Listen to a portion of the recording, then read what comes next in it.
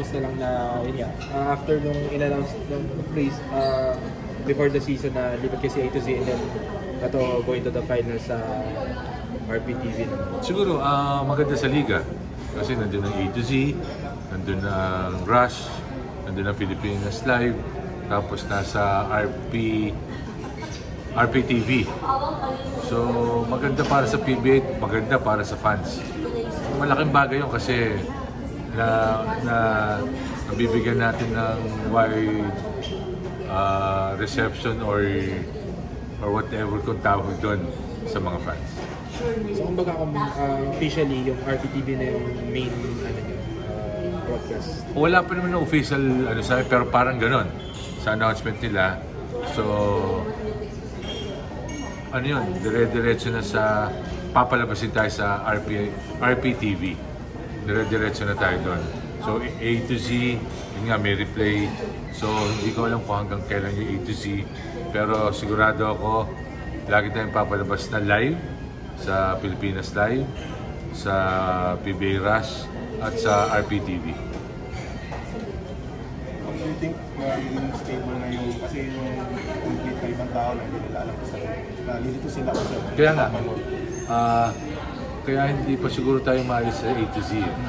Para doon din ina-announce na makaano sa channel line. Pero yun naman talaga ang punteriya natin eh.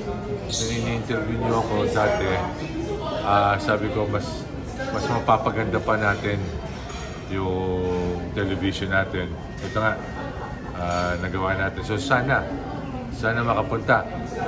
Nung ratings natin with Ginebra, 3.5.